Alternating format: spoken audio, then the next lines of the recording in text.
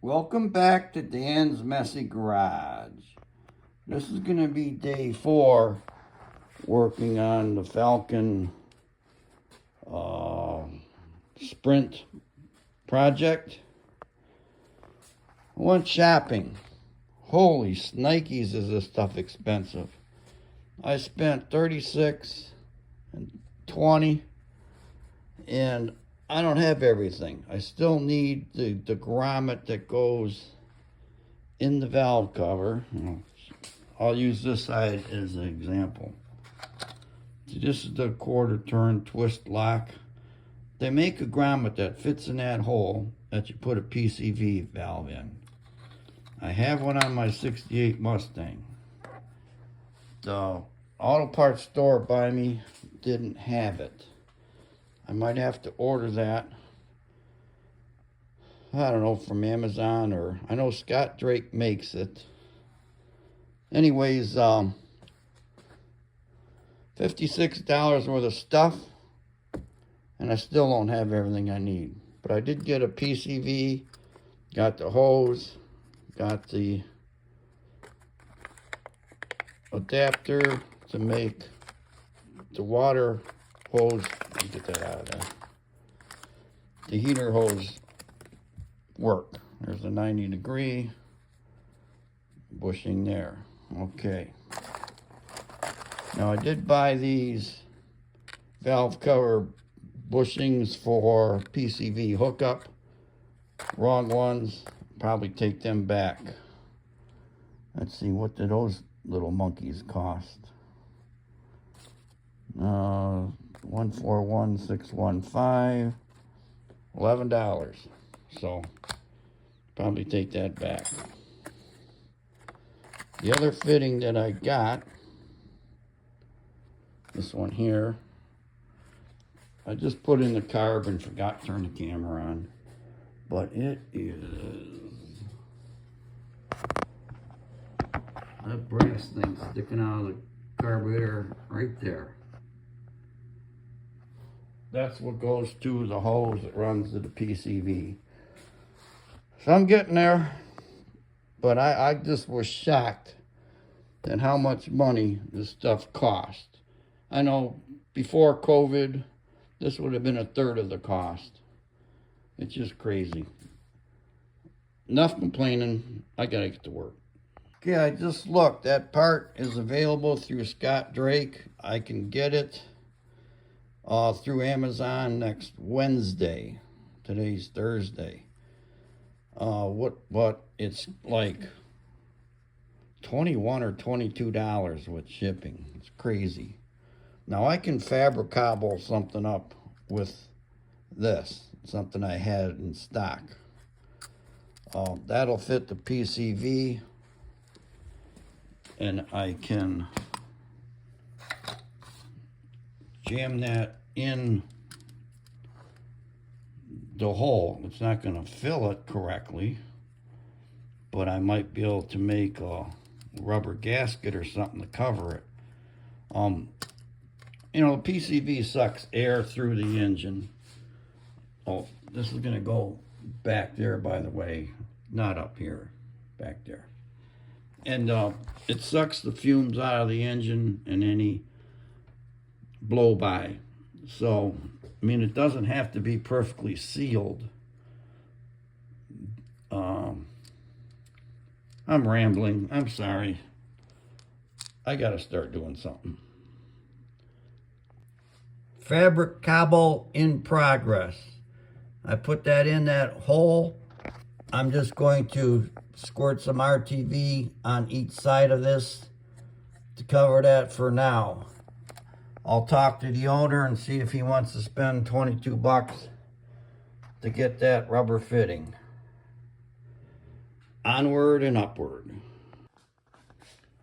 The PCV is now hooked up, so I can cross that off the list. The heater hose and all those expensive fittings. It's hard to see under there, but that's hooked up. And the electric choke wire, the red one, runs around goes into the inside the car. That's all hooked up. So now I'm looking for my Sharpie so I can cross some stuff off the list. Alright, PCV is done. Electric choke, done. Heater hose is done. So what I'm gonna need to add on here is the antifreeze and timing. And I'm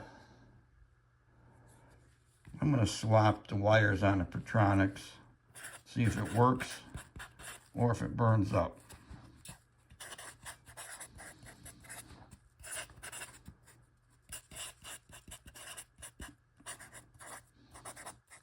All right, so that stuff will be next.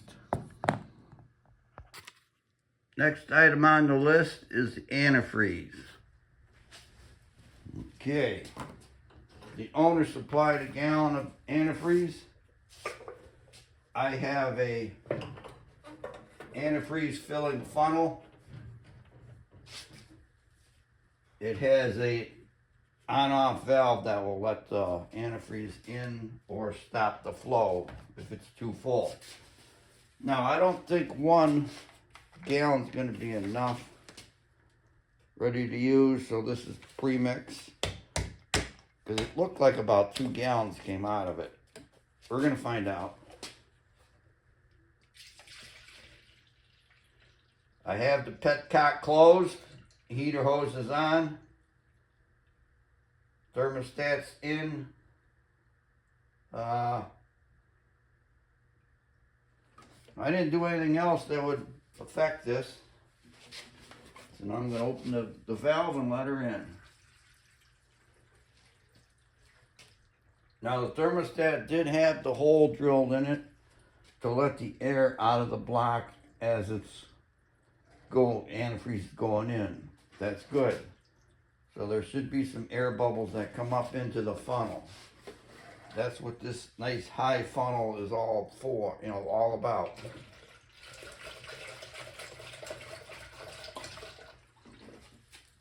Plus,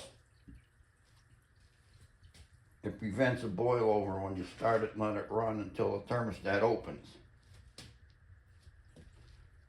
I'm looking for leaks. I don't see any.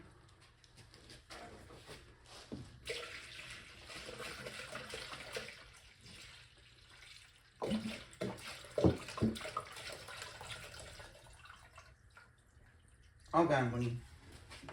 All right, so I gotta grab some more here.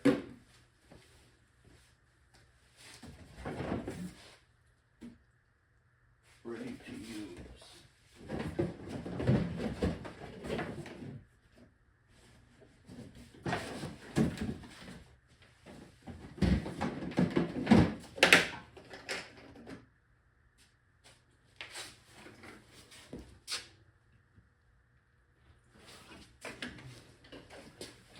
Water.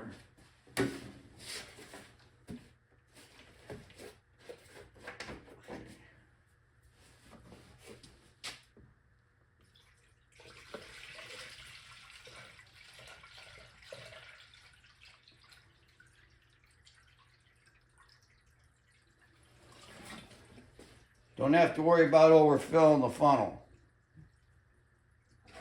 because it only takes so much. And then all you do is turn the funnel off, take that contraption out of there, and then you can let the antifreeze go right back into your bottle. Okay, here come the bubbles.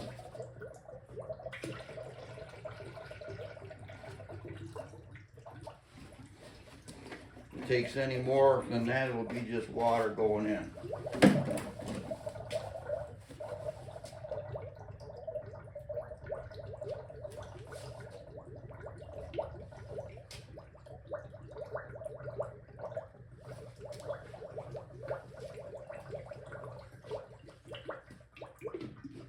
While that's doing that, I'm going to do a cold start.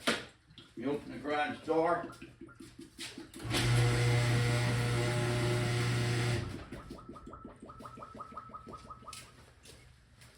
And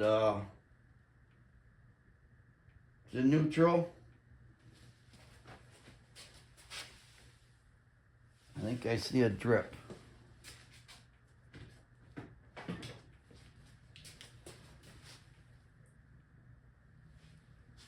And I do see a drip. Thermostat housing area.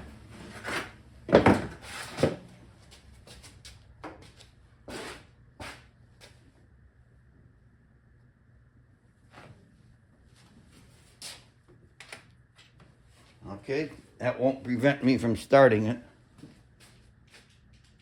There goes a cold start. I'm going to give it like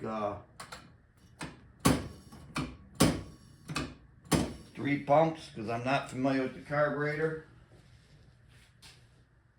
Make sure it's in neutral. Neutral. Hit the key.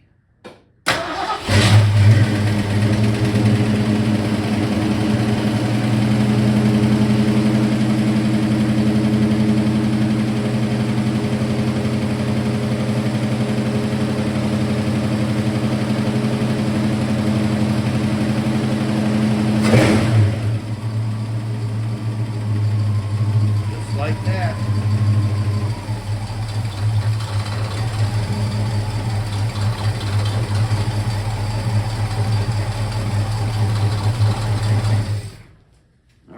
So it was idling, fast idle 1500. I kicked it down, but I don't have the timing or anything set, so I don't expect it to idle perfect right this minute.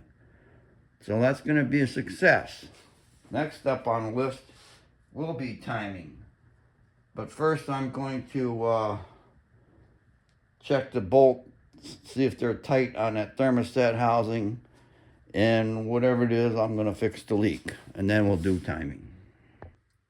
Give you a quick idea of what I'm doing here. I started to do it, and then I thought, well, I'll turn the camera on. Take the upper radiator hose off. Get that out of the way. There's this little bypass hose here. It goes between the thermostat housing and the water pump. Get that out of the way. Thermostat housing is held down with 2 bolts.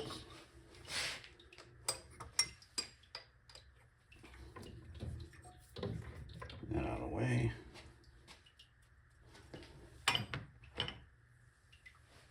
And I've already got the radiator and the draining the antifreeze out.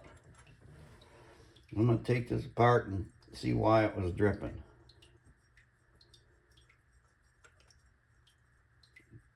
Out of there we go. See, that was a new gasket. The gasket had a self-adhesive type membrane on there. And of course, gasket just got destroyed. Wonderful! I gotta run up to the auto parts store because I don't have one. I'll take that old one with me though. Get the shape. But what I'm taking this off and looking at is I want to see if maybe this housing is warped. Because see, it's only screwed on with 2 bolts there and there. And they have a tendency to cup. So I'm going to take a piece of a sandpaper on a flat surface and move this around and see if I get a good pattern or not. I'll show you what I'm talking about. The flat surface I use is my drill press table. I just put some sticky back sandpaper on there and put this on. And I'm just going to lightly rub it around here. and then look. And if I see a nice shiny ring or contact area all the way around, then we know it's flat. And right now, I can just that little bit, I see it's hitting here and here, but not right there. So it's possible that this isn't flat.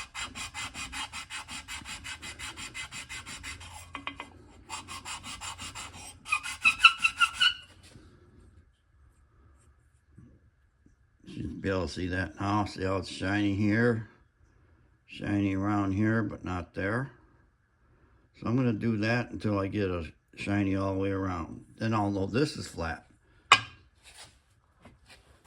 And get a new gasket.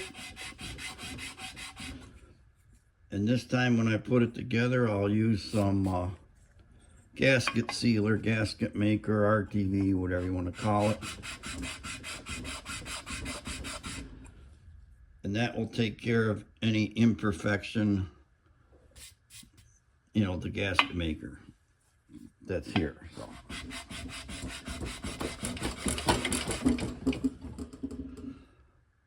Look at that. Just a few seconds worth of me doing this is getting her flat.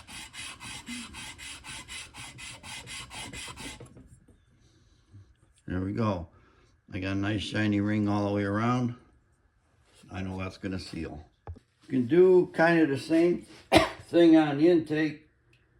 I got to get the rest of that gasket off. You just got to take something flat, like a little block, steel, if you have it, wood, whatever, sandpaper on it, and rub it across there. I'm going to do that off camera. Intake's in good shape.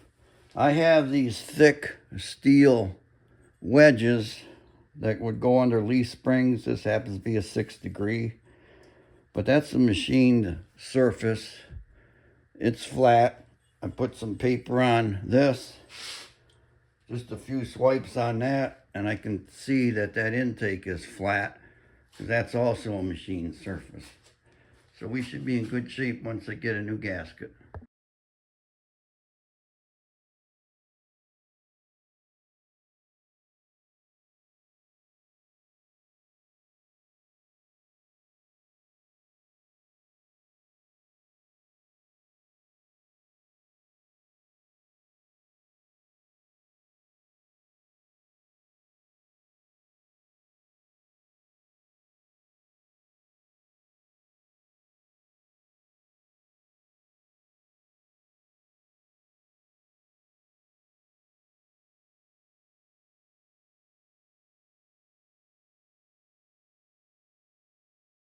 I'm going to try to show you what I was talking about the Pertronics being hooked up backwards.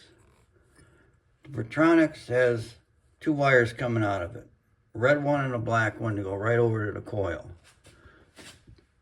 Now, the black wire is going up where it says distributor. And there's the red wire that goes from the ignition key. The red wire is down on the other terminal, and that's going to the tach. And it also says battery on the coil down there. So it's all back-asswards. But it's running, so I'm going to time it like this. Swap those wires and see if it affects the timing or the running ability. I did order a new coil, and I ordered a new Pertronics unit just in case this burns it up. If it doesn't burn it up and it runs fine, we can always send a Pertronics unit back. But the timing, I was looking at his balancer, and he has a mark down there around 10 degrees or so. Now when I time cars, I don't worry about base timing, you know, a 10-degree thing. The important thing is total advance. And with this engine, it should be around 36 degrees total advance. That's when you rev it up over 3,000 RPM. distributor's not advancing anymore. You set it then at 36, and it idles at whatever it idles at. The main thing is getting the advance all the way over. So I'm going to mark the balancer, put some little dots on there at 36 degrees, and we're going to go from there. Here's how I'm going to do this. Took a piece of tape, put it on the balancer, marked 0 and 12 according to the balancer.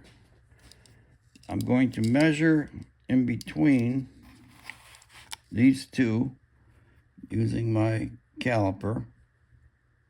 I don't really care what the measurement is, you know, on the reading, it doesn't matter. Then I'm going to come over and make a mark here.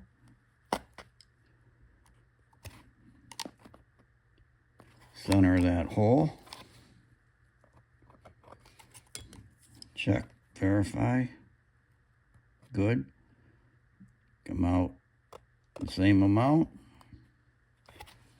And just put a little dent there. Check, verify.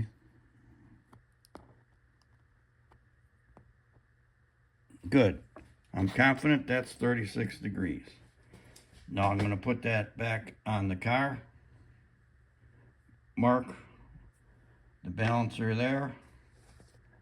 And that's what I'll use to time it. I don't know how well you're going to see this, but you're going to be looking down in this area here. I'm going to start up. Oh, by the way, the engine's already warm. I had it running off camera to warm up, make sure there wasn't a coolant leak. We're good. I'm going to start it up.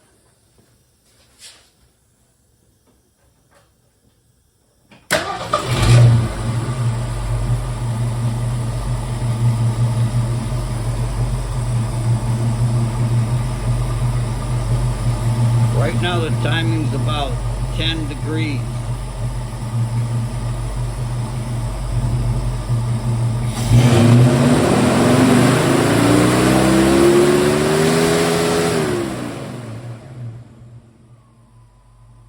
It did not make it to 36, so I'm going to advance it some.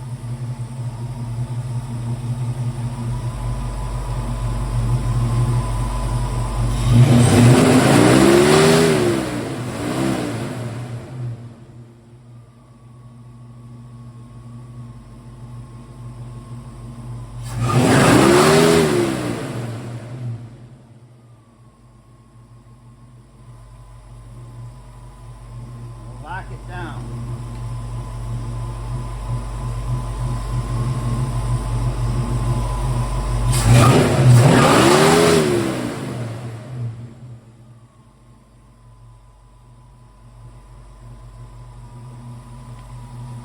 Okay, we're good. Looks like it's about 12 or 13 at idle. That'll be just fine. So this is good to go.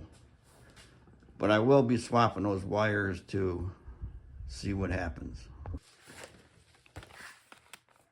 Coil showed up. Pertronics flamethrower coil. So I'm going to put this on. There's a part number. And check timing, see if anything changed. The Pertronics unit didn't arrive yet. Couple quick notes on the timing. When you set timing, you want to unplug your vacuum advance. That's been unplugged. Now, they make fancy timing lights with dial back timing for, you just set it on 0 and use a timing light with a setting on there to determine total advance. I don't have one. And I'm not convinced that if you buy like a $30 dial back light, $100 dial back light, or a $300 light, are they all going to read the same? I don't think so. This old school light only flashes when the spark plug flashes. I trust that. That's why I'm doing it with the paint dots at 36 degrees. The coil's here. I'm going to put the coil in. Only I'm going to hook the coil up correctly. They have the positive going to the distributor side and negative going to the battery. I'm going to put the coil in correctly, but leave the Pertronics wired up backwards. It's working. You know, we should drive it first. Make sure everything is running great. And if it's running great, maybe leave it alone. Now, the Pertronics email guy said that if I put it back correctly, it could burn out the module. It's $105 for that Pertronics unit.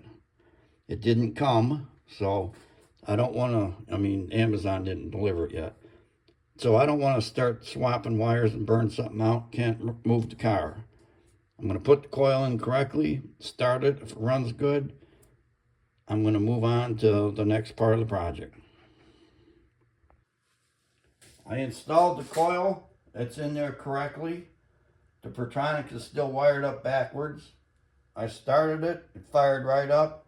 The timing stayed the same. So I'm going to call this good. The end of day 4 on this car. The under hood stuff is done. The Pertronics unit is not here. Amazon doesn't even give me a time. It just says delayed. So we're going to push past that. Move on to the next item. It'll be day 5, and I'll probably be taking the interior out. You know, seat and the carpet. Work on the shifter. Adjust the clutch. Things like that. So thanks for watching Dan's Messy Garage. Day 4 of working on the '63 Falcon Sprint. Bye.